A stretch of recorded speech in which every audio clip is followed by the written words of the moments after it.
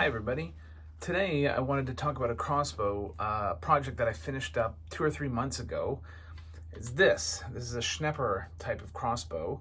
What I loved about this project is it really embodies my whole sort of approach to craftsmanship and sort of historically inspired craftsmanship. So again, this is a Schnepper crossbow, and what makes it a Schnepper, and really the defining characteristic for any Schnepper, is this. It's the clap lock on top. And the word Schnepper literally means snapper, because it describes essentially the way that the lock just snaps down on top of the string when it's spanned. This type of lock, I really dig a lot because it's really ingenious and simple in terms of the way that it efficiently handles the trigger load and the spanning load of the crossbow, compared to the way the rolling nut lock works, which is a much more common lock system you see on historical crossbows. This one is actually installed on the crossbow, this munition crossbow that I made from the modern Armbruster medieval crossbow kit Mark II, which incidentally is now available for sale on my website. The link is in the description below. Later on, we'll take both of these crossbows outside and shoot them so we can see how each of the locking mechanisms works. The way this nut lock works is the string, when spanned, comes back and hooks onto these little fingers here on the nut. What this means is that the full weight of that draw weight of the prod pulls against that and transfers that weight laterally onto the end of the trigger here, back through. When you pull on the trigger of this type of crossbow lock, and therefore releasing the rolling nut lock there, the full weight of the span prod, the string pulling on that, creates a lot of friction at this point here between the end of the trigger and that little sear, the notch in the nut. Now obviously there's a great mechanical advantage here because of the placement of this axle. You've got a lot of length here to the end of the trigger. However, in the period when these crossbows were developed, the draw weights again were really heavy. It could be in excess of 1,000 pounds. So even with that mechanical advantage, this could result in quite a heavy draw, which in turn negatively affects accuracy, because when you're trying to pull really hard on that trigger lever, that can jerk the crossbow back and throw off your aim a little bit. In the first half of the 16th century, or thereabouts, we start to see clap locks coming into play, these Schnepper locks. And initially these were installed on the Rüstung-style tillers. I spoke at length about the Rüstung-style crossbows in a video that I did with historical archery, so you can check that out. I'll put that somewhere around here, and also a link in the description. But when we start to come into the 18th century, Schneppers really, the tillers of Schneppers really developed a style of their own. And so like that asymmetrical look of especially the butt end of Rüstung crossbows, where you would find one side of the butt would be sort of hollowed out for a nice comfortable cheek rest. In Schnepper crossbows, this really becomes its own kind of like richly decorated piece. The way that the efficiency of this lock type is created is ridiculously simple.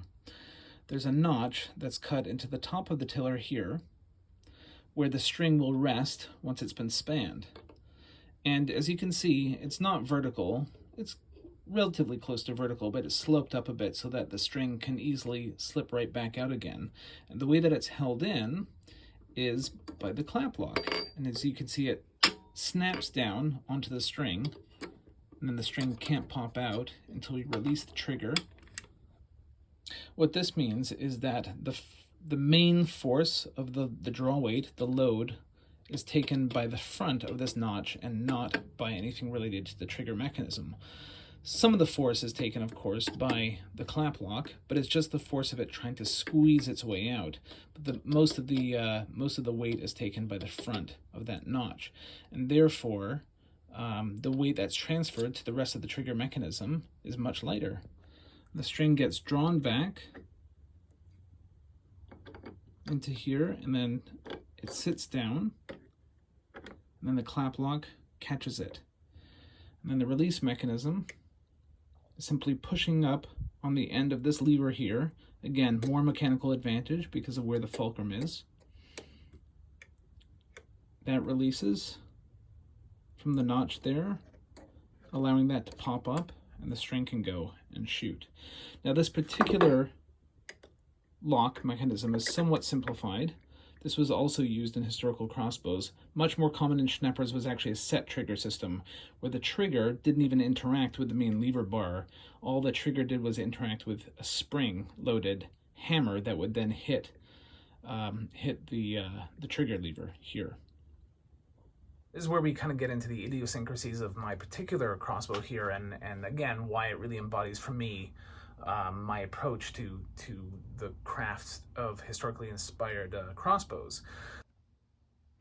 So when designing this crossbow, I decided I wanted to use just a commonly available prod. So this one is solid fiberglass. It's about 150 pounds draw weight, and I got it from Amazon. So I also wanted to use bow irons here, and again, the traditional Schneppers typically used a hemp bridling to hold this on. I decided to use bow irons because it just makes it a little bit easier to maintain, because all you need to do is pop these wedges out, and the prod will just slide right out of the hole here. In addition, this prod being 150 pounds, it's light enough to span by hand, but it's heavy enough that you really need a good anchor point, so that's why I popped on the stirrup here. And this is a flat style stirrup, which is again more common with Western European crossbows. When German crossbows did have stirrups, it was typically more of a circular shape. Finally, the back end of the crossbow, from the lock on back, this is all very, very typical of Schneppers. So this particular mashup of period styles and geographic styles was partially actually inspired by a crossbow that was featured in a film called Miss Peregrine's Home for Peculiar Children. So the character that's played by Eva Green, she wields this crossbow in the film. And if you take a really close look at this crossbow, it's totally awesome, and whoever made this knew what they were doing, and they knew about historical crossbows, because it's very, very closely designed after sort of 18th century Schneppers that were very common in Germany. But there's also some liberties taken. So for example, the stirrup on the front end, again, Schneppers did not typically have a stirrup, but in this case they've got that. And then also the way the trigger guard is, it's a lot more like a rifle where one finger goes in as opposed to your whole hand wrapping around that you would see a little bit more commonly. Anyway, this is exactly the kind of creativity that I kind of love when you're looking at historical objects that you want to build now. And yeah, you can do sort of very close replications of these things, which frankly I don't have the skill or the time to do. But you can also take inspiration from these historical objects and use your own creativity to make them your own, and using modern methods and modern materials as well, which is really what it's all about, what I do. So now that we've had a look at these two things, let's take them outside and shoot them, and so we can see the difference in how these two locking mechanisms work and what it looks like when they're actually releasing the string. All right, let's do some shooting. We're going to start the munition bow.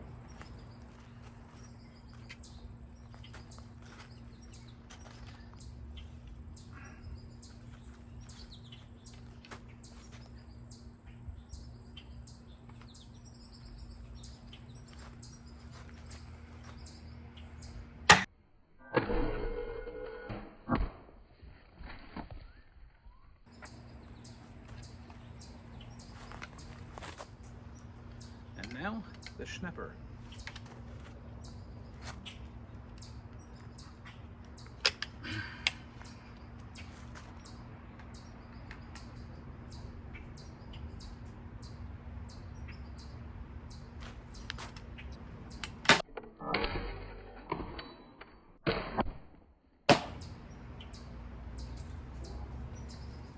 Well, that is just loads of fun. The Schnepper, that clamper lock on there is just so good for target shooting. Just makes a really light draw weight on the trigger. Remember, this munition bow is built from the Modern Armbruster Medieval Crossbow Kit Mark II, which is on sale now. So check the link in the description, and we'll see you next time.